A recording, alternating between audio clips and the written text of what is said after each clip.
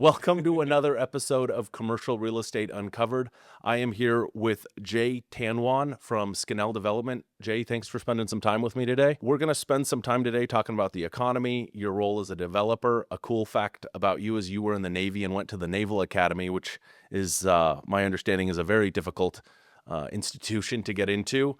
And just talk about development and where we're at in the cycle of development and industrial real estate space. But kind of an intro into you. Let's start with your going to the Naval Academy. I think that's a cool intro to you. Before you were a developer, tell me about the Naval Academy and your time in the Navy. I grew up in San Diego, so it was kind of around the Navy a little bit. My grandfather was actually stationed at the Naval Academy, and he was from the Philippines. So back in, it was probably in the 60s and 70s when they used to have a Navy base in the Philippines. And so they actually allowed Filipino nationals to join the U.S. Navy and be part of the U.S. Navy. And my grandfather was one of those people. And so he was able to, join the Navy. Then he brought his entire family over to Annapolis where he was stationed. And he was actually, serving the midshipman food because the Filipino nationals that they brought over into the Navy, they weren't actually allowed to do all of the jobs, within the Navy. They were only relegated to certain roles like serving food or being like equivalent of an executive assistant for admirals, picking up dry cleaning, that sort of thing. And so so my grandfather was able to bring his family over, including my mom. And so the thing was, my uncle, he stayed behind in Annapolis, so he raised his family there, but the rest of the family kind of moved to San Diego. And so that's where I grew up. And that's where And you were so, exposed to it. yeah, so I was exposed to it when we would go take trips, over the summer.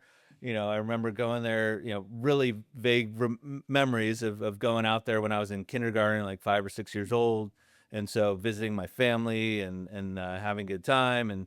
So I was just around the Naval Academy. So I knew about it before maybe most people would, because, most people get exposed to it probably in high school when they're trying to apply for schools and whatnot. So that's kind of where I started to get exposed to it. And then I just, really wanted to do something different, I think, coming out of high school. The Naval Academy was kind of that different thing. And I remember, just in high school, I was just trying to figure out, what I want to do next. And do I want to go kind of a quote unquote normal school and have a good time and all that. And, going to the Naval Academy, is probably not that, but I remember praying about it a lot and it just felt right. Like, it's some things just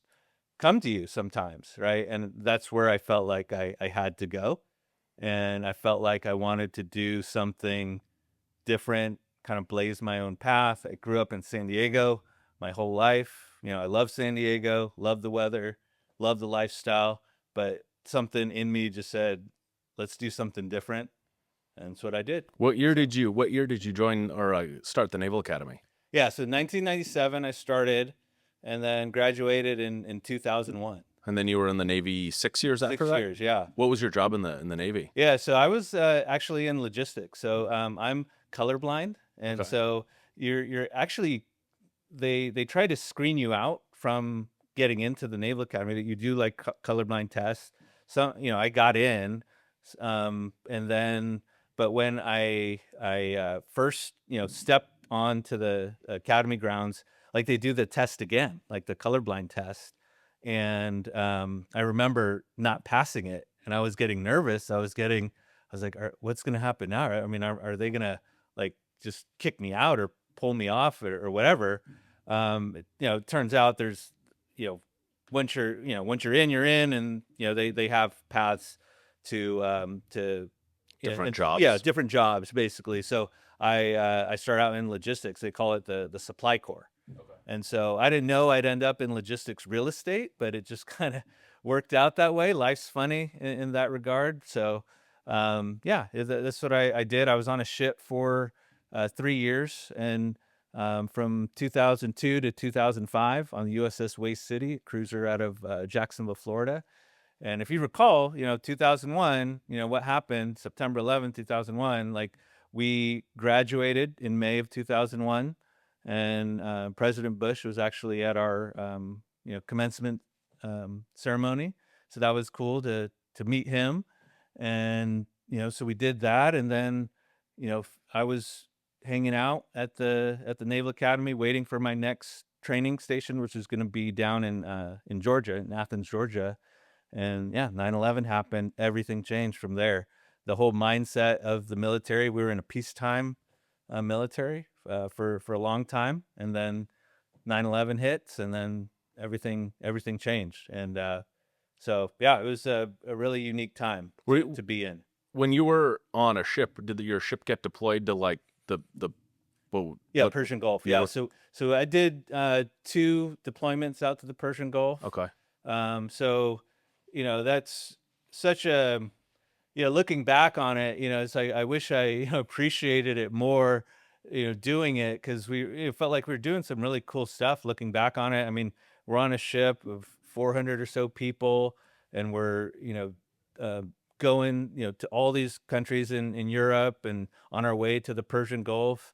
And then then we're doing boxes around these oil terminals, which were I've heard that these 2 oil terminals off the coast of Iraq provide, I think, 80% of Iraq's oil. So they're high value targets for those who are wishing to derail efforts to rebuild Iraq at that time. Well, you could. So, That's crazy. yeah. That was definitely after 9/11 was Yeah. definitely a crazy time.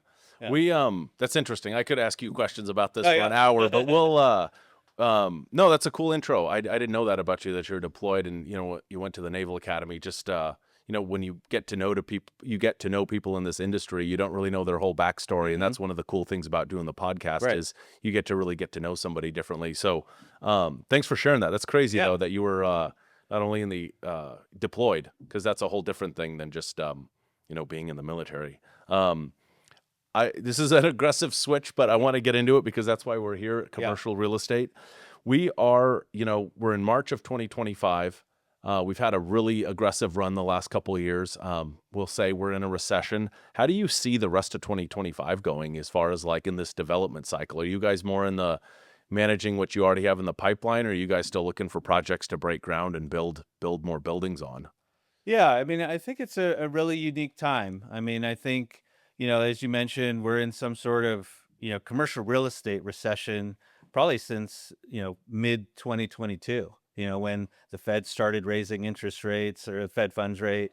And, that really shut down, kind of the lending market. I mean, we're, as developers, really reliant on debt. Yeah. And then when that gets shut down, that causes a lot of stress.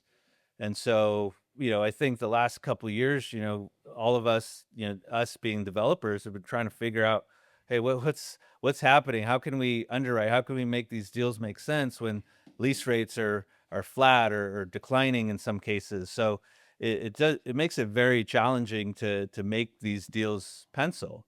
And especially where I'm in Southern California, we saw lease rates just shoot through the roof after, especially after the supply chain crisis and the pandemic and all that stuff that caused a lot of, it's essentially like jet fuel for the economy when they're kind of giving free money out to people, and everyone was kind of sequestered in their own homes, and so you're buying stuff online, so everyone knows that story, right? Everyone knows that story. So that just really created a really unique environment that we'll probably never see again in our careers. And now we're on the downside of that. We're dealing with the consequences of all of that happening. You mean the oversupply, like you built too much? I'm not saying Skinnell specifically, but as a market, Yeah, the just, overdevelopment. Now there's space to backfill. well, yeah. I mean, it just you couldn't build it fast enough 3-4 years ago. There was The tenant demand was just through the roof. You couldn't build it fast enough, and then all of a sudden, when the consumer spending pulls back and interest rates are higher, so companies can't invest in their business any as freely as they used to. Now they're things just started to tighten up, and so you have all this supply that's being delivered constantly because that's what we were doing because we couldn't, like I said, we couldn't build it fast enough. And then now with tenant demand pulled back, now you have this vacancy issue, and then now you're seeing the lease rates dropping in some areas, some submarkets, and but generally flat across the board. But you Uh, guys are still seeing new deals being signed. It's just I'm assuming you're being yeah, more aggressive with concessions. Yeah, so there's still leasing activity, across the country, but it's definitely muted, from what it was if we're comparing now to 3 or 4 years ago. And then, but if we're comparing 2025, the start, to 2024, I feel like it's better. And then 2024 was better than 2023, which was really quiet. That was a tough time, I think, for everybody. But I think as a company, we focus and specialize in build-to-suits nationally. And so just to give you some context, like right now we have about 35 build-to-suits across the country that we're working on, which is quite a lot. I believe in 2023 we had 15. So it's a good jump, but before that, at the peak, it was somewhere around 120 build-to-suits so that were going on at one time. So You mentioned the market nationally, which so you have an interesting perspective, but I want to talk about the people moving from California to Nevada because you live in Southern right. California, but you manage as in your role Southern California, and you just took over Las Vegas last year, I think you said. Yes, yeah, around June, So July you know timeframe. both Yeah. markets pretty well. Have you seen even in your own portfolio like a trend of people moving from California to Las Vegas, or just an expansion on even your own business? Because I'm a broker. I'm a Yeah. broker with NAI. I'm licensed in California and Nevada. Mhm. So I get quite a few phone calls from companies that are like, "Hey, we're looking at expanding to Las Vegas," or maybe they're already here and they're looking to expand their footprint, or maybe move a department from California here. What's your insight to like that relationship with California and Las Vegas? Yeah, no, I think that's one of the main reasons that I wanted to expand and to cover Las Vegas in addition to Southern California, because Las Vegas is the closest um, non-California industrial market that's near the ports. So everywhere. Phoenix is a little bit further out. Reno's further out. So Vegas, I think, if there are going to be synergies between the two markets, SoCal and Vegas, I think that makes the most sense to me. And so, and it's super easy to get to. And then you just look at Vegas. It's a lot of energy in the city. There's tons of events happening every weekend. Now you have the sports teams coming here. So there's just a lot of energy and growth. And I think that's what gets people excited. So it's like, you know, Vegas is now, um, more so than before. I think, there's so much to do, even for not just the entertainment side of it.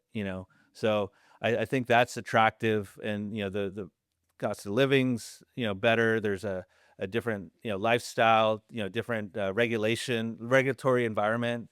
So I think that plays a lot into it. So you know and especially when California, when there wasn't space available, like we got down in industrial in some submarkets down to 0.1% vacancy.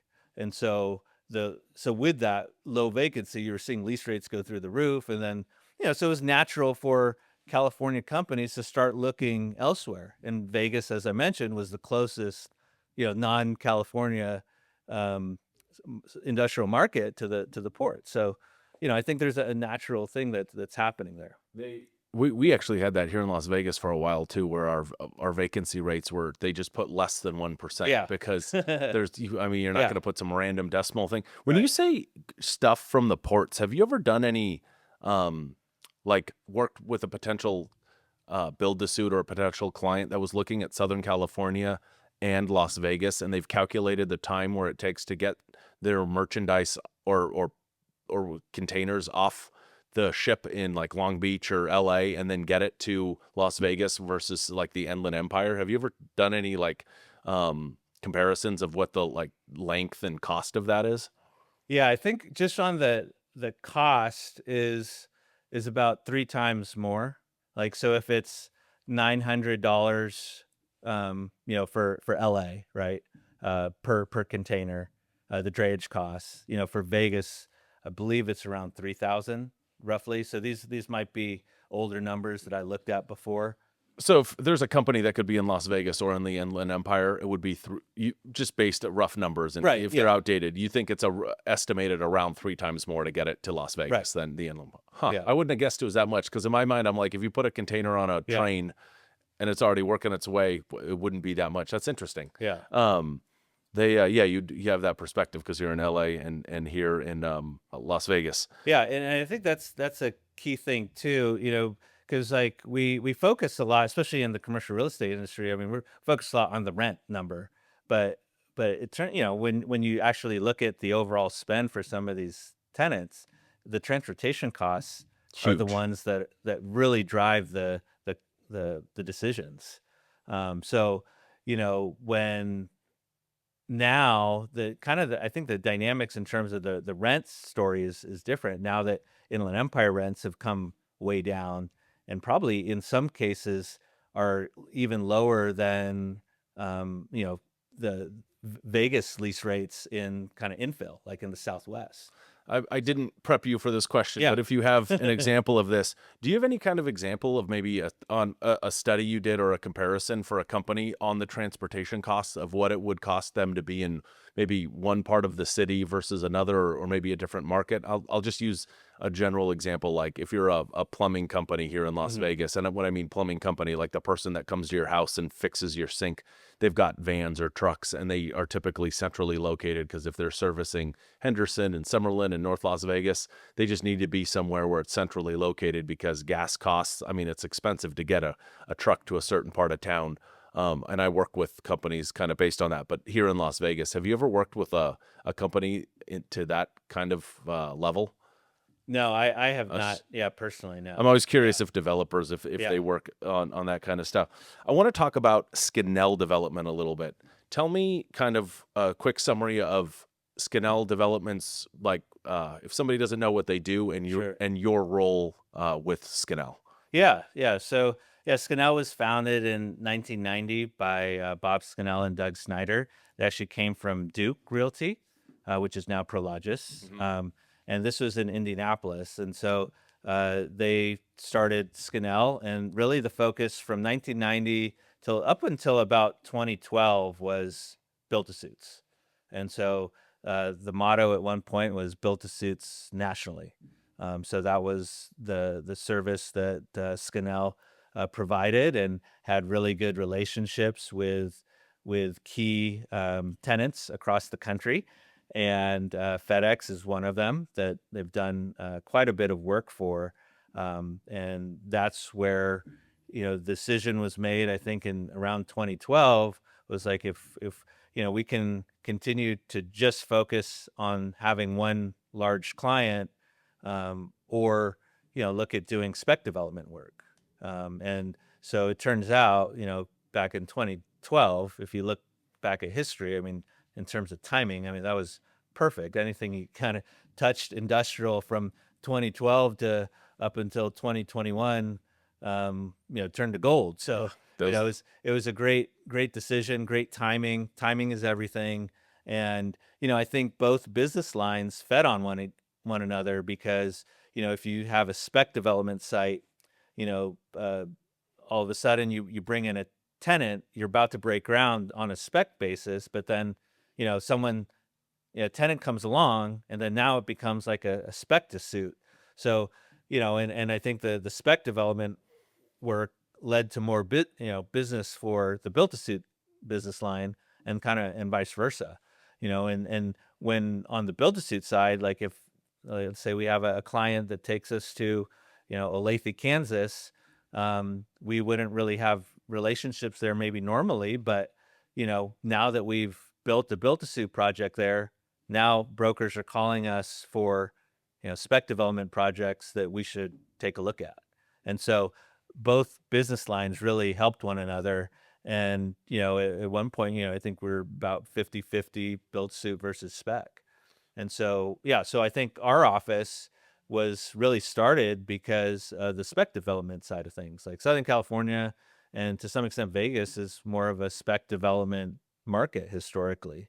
And we don't see that many built to suits because, the lease rates are, always, it seems like for one period, they were always just up and up going and up. up and up. So you sign a lease here at this level, and then you have a built to suit, and then it takes a couple years to, you know, entitle it and then build it. And, and then by the time you're actually, going to sell it, you could have, if you did a spec deal, you would have had, much higher rent, because you would have signed the lease much later in the process rather than, you know, right when you, buy the land or, kind of around that timing. In 2016, I did an 80,000 square foot lease out in Henderson. Mhm. Brand new building, beautiful Yeah. location, and the guy who rented it has become, we talk pretty Yeah. often, and the space next to him came available, and he called me. He goes, "Is this thing really at $1.15 a foot?"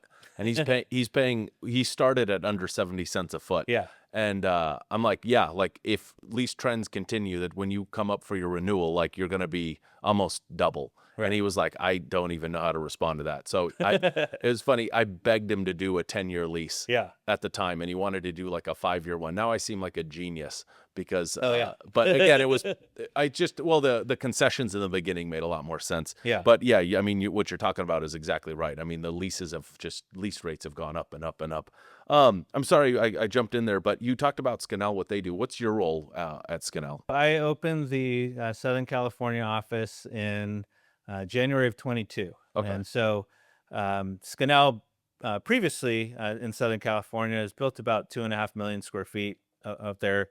A lot of it for FedEx, and is all built to suit kind of work out there. And then when they opened this office, my office in January 22, the idea was to do more spec development work. So in addition to our office, Scanel opened the Kansas City office in November of 21, and then after me, an Atlanta office in August of 23. So, the goal, long term is to grow and to, expand across the country, and we're in all the major markets in the U.S. So, and I think it's been a really good thing, for us.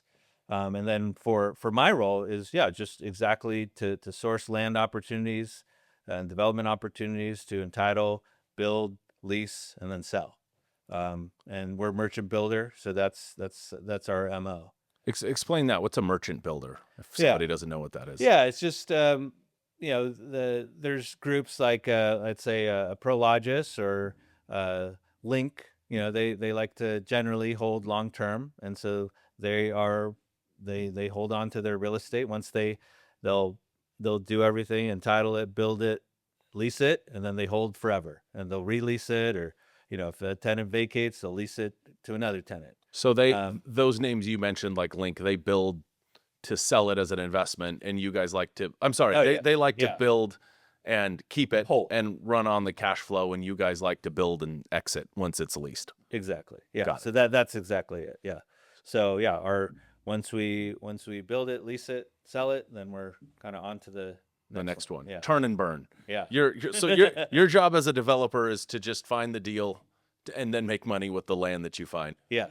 Yeah. It's funny, we're using a lot of terminology that, like, in our industry just becomes second nature. Oh yeah, right. But like, it's interesting, like I just made a note here, a build to suit means you're literally building a building specifically for a user. And you used an example when we were talking about DHL.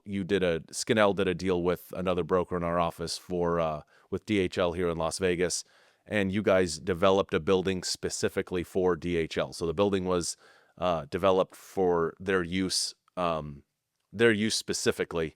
And then when you talk about a speculative deal, you're literally speculating for a tenant. So you build a generic building, the best to your ability based on your information and demand, hoping you'll lease it once it's built. So Right. the difference between build to suit and spec building. Yeah. Again, we hear that term, and I'm like, it's totally normal. Yeah, like the spec I like to say is like, just like in Field of Dreams, if you build it, they will come. Yeah. So Well, we hope. yeah. We hope. It's, when you drive up in Apex right now, there's a lot of Field of Dream buildings up there where Right. people are hoping those tenants will come. Yeah. You know what though? I mean, I think during the time people built those, depending on, like you said, you mentioned different developers, uh, whether their business model is to build and hold or build and sell. I, you're better off having a built building than some vacant dirt right now, because I mean, construction costs have gone through the roof. I mean, just getting switch gear right now is just such a nightmare. Um, I want to ask you a couple questions as far as like maybe a big wins like throughout your career, whether at Skinnell or not. Like, do you have a project that you worked on, and maybe be specific about it if you can? That like when you were done, you're like, wow, that was really hard, and I'm happy this turned out this way. Yeah. Yeah, I mean, I would say just with Skinnell, I know you're saying more specific project, but I mean, I think, a project that we have now in Garden Grove, it's in Orange County, Yeah, you great, know, great part of the state. right, yeah, and great land, and we bought it in July of 22, and so we got it quickly entitled, got it permitted, and then we've kind of adjusted to the market, so we didn't break ground right away, but we are looking forward to breaking ground on a speculative basis. We just talk about spec versus built to suit. On a speculative basis in June or July. We are talking to a few groups that would be interested in a built to suit potentially. So we'll see how those go. I mentioned before that, we would, in Southern California, especially, we'd always want to just do a spec deal because, the build to suits, just generally don't make sense. But now everybody wants to do a build to suit. Everyone, wants to remove that lease up risk out of the equation. Because before, when the market was so hot, we would assume in our pro formas that we would just lease it, almost immediately upon construction completion, and it was happening, and we would pre-lease it as well. So now, with this particular project, we have some options. It's a great land, great location. Has potential power for up to 10,000 amps. So I think for me, I think it's just Kind of just sounds like you're excited to go work on it. yeah. So I mean, I think just from starting the office in 22 and getting it to the point where we can now break ground. I think that's an exciting thing for the office to do. Just given especially the environment that we're in, and everything that's happened in the last 3 years. You bring up a really good point as far as like where cycles are. Like the last couple of years was a feeding frenzy, and pretty Mhm. much anything you built and had a for lease sign on would get leased Oh yeah, because it was just where we're at. right. So that's a good point to bring up when you're doing spec deals or speculating on developing. You're building the building with the hopes you're going to find a tenant once it's built, and there's more risk on that because you're building a building hoping you're going to have a tenant. But with a build to suit, you're building a building specifically for a user, so that a lot of the risk gets taken away. Right. Because as you mentioned, like DHL, that deal you guys did here in Las Vegas with Eric Larkin in our office, you guys already had the tenant in place, so you're Mhm. building the building for them, so the risk is virtually well, I don't, it's not zero, but it's Close. Yeah. mitigated quite a Yeah. bit. So that's the big difference between the spec building and the build the suits. So I understand why everybody wants to build the suit right now. I want to talk a little bit about innovation and technology and development. I was like asking developers this Mhm. question. Have you seen anything recently come across, I know like AI is the big topic right now, and Mhm. your background, you sound like you're a pretty analytical guy. But the like, have you seen AI being implemented in development at all in a way that it wasn't even last year or 2 years ago? Sometimes the answer is no, but Yeah. it's just an interesting question. Like I use it in brokerage a lot. Like I help it analyze things or market surveys, that kind of stuff. It's good at pulling like generic data, but you guys are dealing with specific stuff. So I always like to ask if you guys are using AI in any capacity. Yeah. I mean, I think it's coming. Like, I think if you don't. start getting on board, you're going to be left behind. So, I want to get more smarter on it because I think for us, there's a lot of potential with AI and what it can do for you to save time and make you more efficient. The thing that pops out to me the most, I think, is with tracking lease comps and sale comps. It's like when you have a project, um, sometimes like a new project, you want to underwrite it quickly. If you're not as familiar with the market, you kind of you call the brokers and say, hey, what are lease comps? Talk about the market. But I think there could be a way. I think where AI can actually read your emails and pull all the conversations for because we're trading lease comps and that stuff all the time on your email Yeah. and with brokers and that stuff. And so, I think at some point, and maybe it's here already, but where you pull all that data and you consolidate it, and then now you have a database just from your conversations that way. So That's a really good point. So you're almost like if you were going to right now create your own AI tool, it would just be to comb through your email to create a database of lease comps and that. Because you're right. I think about it like my email. I've been at NAI since 2018. Yeah. I mean, and I've done uh, a lot of leases since Right. then. If it could go through all those emails and comb the letter of intents and old marketing brochures and executed leases and catalog it, that would take a person a lot of time. It'd probably take ChatGPT 15 seconds. Right. That's a great point. No, I was just gonna say, like, I just to see what would happen, with ChatGPT, I said, I asked, give me the top 10, lease comps in Orange County for industrial in 2024. And ChatGPT, all it did was pull all the public information, all the press releases, and it gave me 10 links to press releases about leases that were done in Orange County. So that wasn't, to me, that's not very useful. I mean, it's just public information that, and those press releases, as you know, often don't have the detailed information that we want to Of see. course. And so, I think there's a gap there. I think it'll get there, but I think it's going to take not only reading emails, but maybe even getting into your phone, and pulling text messages or something like Well, that. that's the whole You know, the thing with the AI and like even Google. It's like it can only search the data it right? has, and it's like I don't know. It's like lease comps with CoStar. Like Yeah, nobody wants to give them comps. So like right. even but when we're searching for comps, we wish Yeah, we they had wish there all. was something there, right? That's an interesting point about plugging, like having a tool where you can plug in information that it can comb through a lot faster. Yeah. What about like developing like any development technologies, like maybe I don't know something like a new material that might be innovative that has come out? I mean, often the answer is no. I'm just always curious on the development side if there's some sort of I don't know like insulation for the ceiling that's like cutting edge or something like that. Have you seen any new technologies come out in building materials or the way buildings get built in the last couple of years? I've heard a lot. Well, I wouldn't say a lot, but I've heard, um, with concrete mix, like there's ways to, especially in California, in terms of environmental concerns and what goes into the concrete mix. I know there's some developers that have looked at doing that.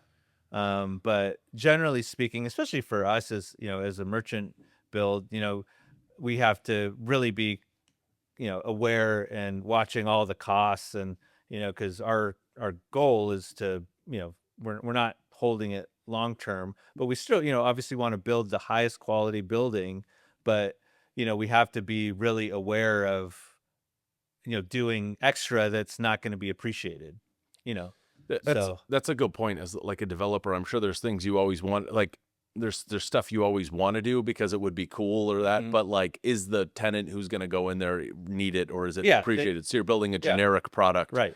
Yeah. Yeah, so like like this office is really nice and it looks awesome, but some tenants, depending on who you lease it to, they prefer is down and dirty office as you can get.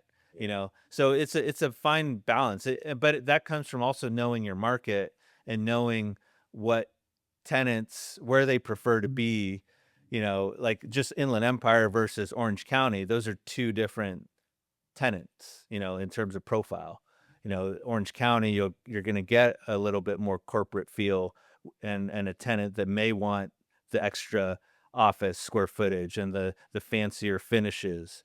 But if you're doing straight warehouse distribution in the Inland Empire, maybe that is not necessary. And if you build that same finish and build out in the Inland Empire, it's not going to be received well, and it actually hurts you because now you're spending dollars that are, unnecessary. You bring up a really good point about those two different markets. You need to know your market and you need to know your tenants. I mean, you just need to know the area. I mean, even here, like in Las Vegas, there's North Las Vegas versus, the Southwest industrial market. Can be very different tenant types. Sure. How do you stay on top of learning, yeah, how do you stay on top of your information, like what's popular in what market, maybe what tenants are moving where, what lease rates are going, how do you stay on top of your market data and news in the industry? For me, I pride myself on, just knowing my market really well. And that really comes from, obviously just being in the market for many years and just being entrenched in the market year after year and being engaged. But that really comes from just talking to the brokers. I mean, the brokers have, the most knowledge about what's happening in the market. They're talking directly to the tenants. They're talking directly to these landowners. And so they're getting a really good overview of kind of what's happening. And so, with lease rates, it's from constant communication with brokers. I make it a point myself to, I call a certain amount of brokers a day. That's kind of one of the first things I do to kind of start my day. Sometimes things happen where I can't get it all done, but, I make a point to do that, to talk about what's happening in the market, lease rates, what are they seeing, what's activity like, and especially if they have a competing project, just want to, compare notes, see what you're seeing. And, of course, you can't tell everything, but, generally speaking, most people in our industry are pretty cooperative, and, they're helpful, and we're all competitors, but we all kind of help each other at the same time too. So your biggest information source is brokers. So you just at firsthand, call them, meet them at events. Like you just came from an event where you spoke at. Like I'm sure a lot of good information was shared there. Sure. Unfortunately, I couldn't make it. Yeah. Was it anything good? What was the event that you just spoke? Yeah, it's Biz Now. Yeah. Biz Now, and it was Yeah. an industrial panel on the market. Yeah. So what's happening? Everyone's trying to predict the future, kind of the same things that we're talking about in terms of what's going to happen in 2025. How's the rest of the year shaping up? And so those sorts of conversations were had. And I think it was a good dialogue, and, and it's good seeing people that I normally don't see every day. Any key takeaways from the Biz Now panel? Just what I've seen so far, and just the level of activity, me personally, and also from talking to brokers and their leasing activity and their inquiries, that has all gone up, right? So just in the first, 60 plus days in this year. So I think those, activity, I know doesn't translate directly to commissions and to closed deals, but it's still, step one. So you have to take step one before you can take steps 2, 3, or 4. So I think that's a good sign. And I think this year is going to be more about just creativity. And I've, never had as many meetings with sellers to talk about seller JV opportunities, which, for the longest time, for the last couple years, it's well documented that, the bid ask spread between sellers and buyers has been pretty significant. And so Tell me what a seller JV opportunity is for somebody. yeah, so it's a joint venture. So kind of way to get a seller who wants to be involved in a development deal into a deal. Because normally, let's say if you were a seller, you own 10 acres of land here in Southwest submarket in Las Vegas, and you wanted to sell it to me, we'd agree to a price, and we'd say, okay, well, this underwrites for me. That works for you, for your business plan. And then we transact. But when and that was happening a lot when the market was hot because we could justify coming up to your number. Let's say your number was insanely high, but because of rent growth and lease Demand. rates and tenant demand, it was easy to justify using that to get up to a number that today seems high. So now when the bid ask spread is pretty wide, you just have to get creative on ways to structure deals. And, seller JV is one way to do it. And what I mean by that is, sellers can actually be now your partner in the deal. So essentially, the example you used is if I have a site that I own, Hmm. and I want to sell it to you, to the developer. So I'm Eric. I own 2 acres, Yeah, and you Skinnell wants to buy the 2 acres. My contribution is I'm going to come up with a value of the land. right. You guys We will, agree on, right? which you agree on, Yeah, and then you guys will develop it. And then when we sell it or rent it, like I'll get my portion of whatever yeah, percentage we agreed to. right. Yeah, it's a great way of doing it. Especially and it also gives them the potential of making a lot more money than just selling their land to you and Yeah. calling it a day. Yeah, with the market, especially the way it is now, the market is down from what it was. So it's a way to get closer to what the seller would be more comfortable selling at. But there's risk involved with that for the seller because now they're an investor and they're a partner of us, and so they have to believe in the development story as well.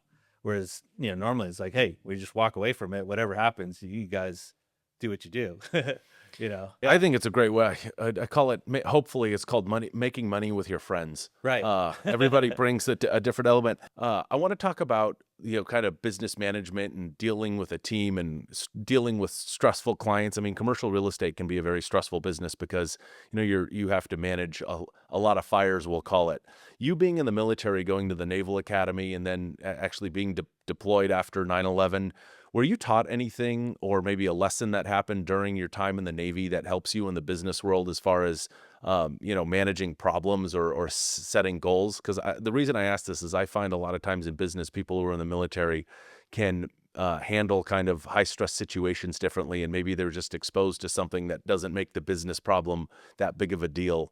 I don't know if that question makes sense to you, Yeah. but yeah. No, I think the biggest thing, or maybe one of the biggest things that I took with me from the military was just dealing with people. Because in the military, like we get people from all walks of life, like from all socioeconomic backgrounds and you know and upbringings, all parts of the country.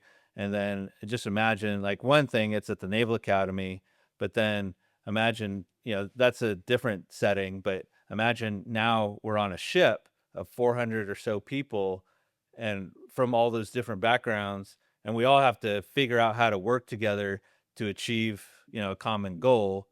And so I think that experience stands out to me the most, that has been really helpful as transitioning into kind of the civilian side of things. So it's given me like a different perspective too, now that I'm out here in the civilian world, and just how I deal with people. Because in our business, we're talking to all different types of people every single day.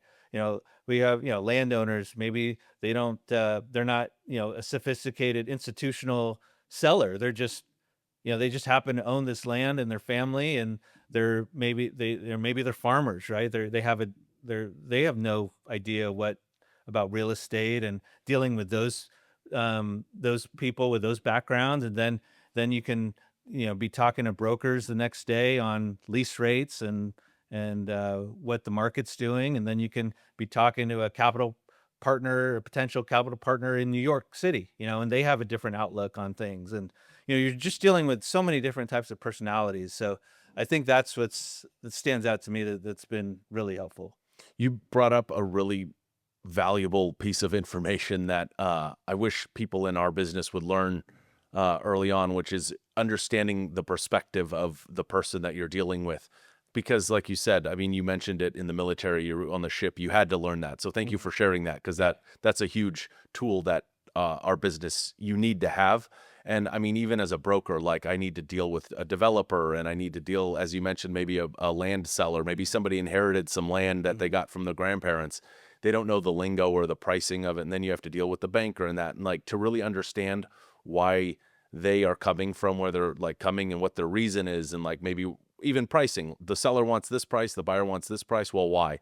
Their perspective is so different, and you can sometimes deal with people who don't get that, and they turn kind of, let's say, not disrespectful. There can be some aggressive, borderline nasty people in this industry if they don't get their way. So I think it's Yeah. really good to learn how to, like, see other people's perspective and be respectful about that. So that's a really Yeah.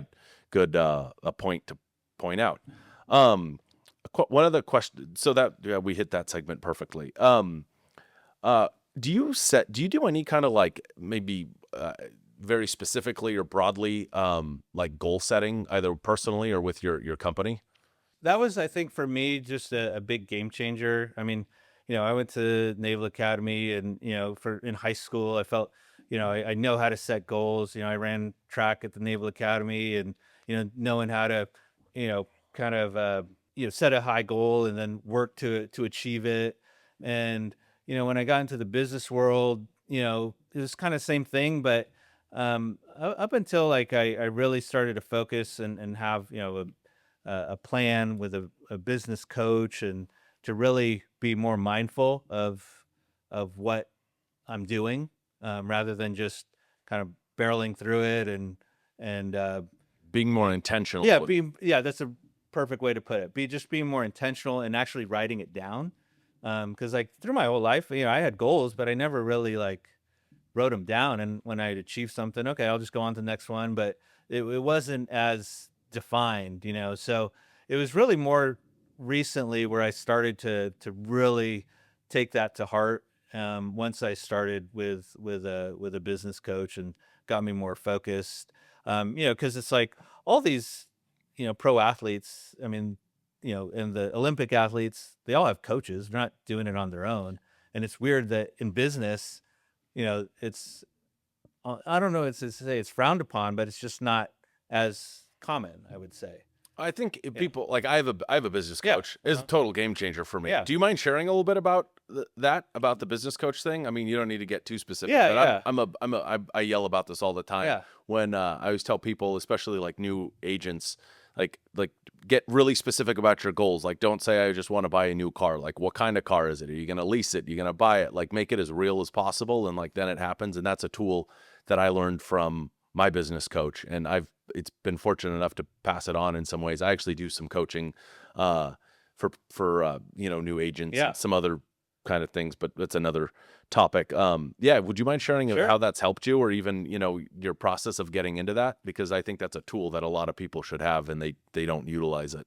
I met my business coach actually back in 2009, when I was just graduating from business school, and I started out as a broker. I was doing office tenant rep with JLL in Orange County, and this person I met in school, and I wish I engaged and hired Tim O'Brien back then. That would have helped me quite a bit, but it wasn't until, much later, really until like 2020, 2021, when I engaged with a business coach with Tim O'Brien. And his whole one of his biggest things was, um, you want to set, a really big goal, right? And so most people, just like a New Year's resolution, you set this great big goal, and then after a couple days, let's say it's to work out at the gym, right? Yeah. Everyone, it's packed in January at the gym, and then over time, people start to fade away, because they're not seeing fast enough results, right? And so they get frustrated, or they miss a day, and then they're out, right? So I think the biggest thing with this program is just, you set a big lofty goal, but it's not just that big lofty goal that can be overwhelming and just freezes you. You have to break that big goal down into manageable chunks. Like the saying is, how do you eat an elephant? One bite at a time, right? So you have to break that big lofty goal into bite-sized chunks. So we break it down into, you know so it's the annual goal, and then what are you going to do annually, in that year to achieve that annual goal. And then you take that annual goal, you break it down to quarterly, monthly, weekly, and then daily. So every day, and it takes discipline to do it. It's not a lot of work, but it sounds like a lot, because, and it's actually pretty simple when you think about it, but it's just difficult to implement because you have to have the discipline to do it every single day, right? So, every day, the night before, I have, the goals that I want to accomplish that day, and I separate it between, on the business, which is business development activities, and non-business development activities. And so every night I lay out exactly what I want to get accomplished that day. And then I found, in terms of productivity and what I'm able to do has, just gone up exponentially just from being intentional about what needs to get done that day.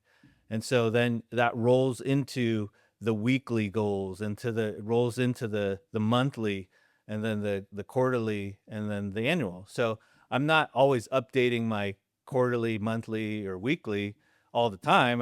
I look at it to make sure I'm on track, and then I tweak it, right? If something's not working, I maybe course correct. I generally don't overhaul something because I want to see it go through, unless I really feel like, hey, I'm headed down the wrong path. I need to really course correct now. It's just like on a ship.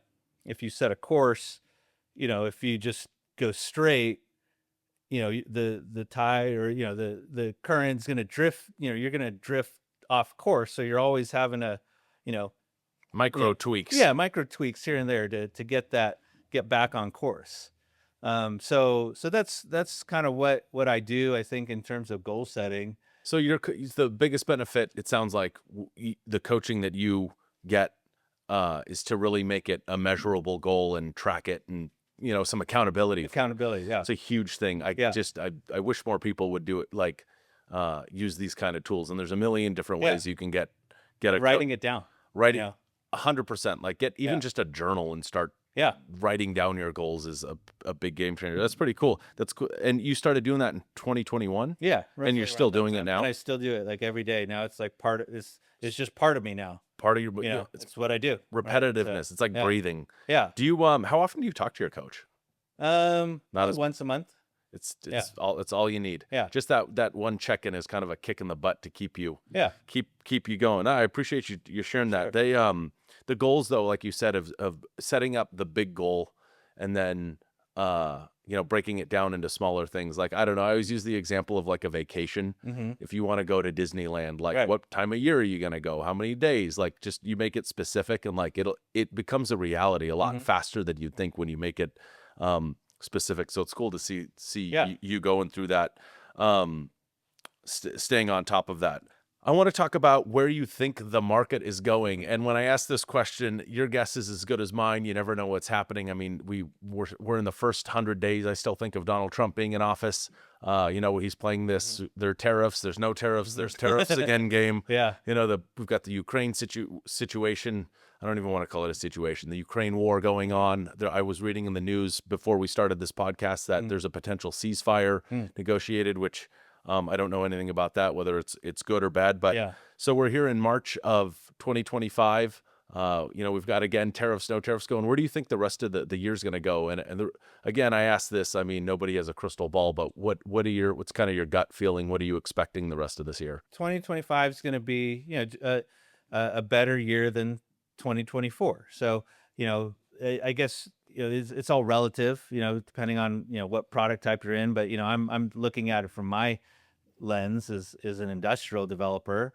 I think it's going to be better. I mean, I think our expectations for deals and what is a good deal probably needs to change a little bit, because every deal that we used to underwrite in 2021, 2022 at the time, was going to be an absolute home run, right? So now I think it's more, singles, or, hit by pitch, or error, somehow we get on base, right? And then we keep the line moving. And then if we keep staying engaged, we'll walk into a home run here, at some point. But I think the key is to continuously being engaged in the market. You hear some people, oh yeah, we're sitting on the sidelines. I don't like that term at all because I don't like that viewpoint because it's like, no, I think we still have to show up every day. We still have to go out there and find things and find opportunities, and you want to be ready when that opportunity comes. Because if you're not engaged in the market and then an opportunity comes, maybe you don't have any idea how to underwrite it because you haven't been following where lease rates are and what's happening in the market. And so it's so much harder, just like in working out, like to start up again, to get back on a exercise and routine if you've been laying off for a year, right? Of So course. yeah. So you think it's going to be good? You just need to recalibrate what your wins look like, because, Right. like you said, we Yeah. were signing the last couple of years, some really big deals at long, uh, like the leases. It was no problem to get people to sign 5 to 10 year leases, No. and now people are like, well, we want to do maybe 3 years and Mhm. see where things go. So it's not as big of a win, but it's still a win. So Right. recalibrating what a win looks like is a good way of putting that. Yeah. So 2 final questions for you. Sure. What is a book that you would recommend to somebody to read that has helped you in your career? I'll give you one of the most recent ones that I thought was really good. It's Mel Robbins' "Let Them" theory. Mel Robbins' Let Them theory. Okay. Yeah. And so the whole kind of premise is just that, all these things are, people in your life, and, you know, um, they can say things to you, they can act a certain way towards you. If someone's not behaving, correctly towards you, the theory is, just let them show who they are. Let them act how they want to act instead of you trying to change them and trying to conform them to how you want them to behave, right? And so, it's helpful too with like family too sometimes, where it's like, they have the best intentions or whatever, but they're not there for you when they're supposed to. And so, you just have to let them show you who they are, and not fight it. And, and I think you'll find you'll get along with people a lot easier, because, it's like with people's politics and religions, everyone has a different opinion. It's like, I don't need to change you to agree with everything that I do.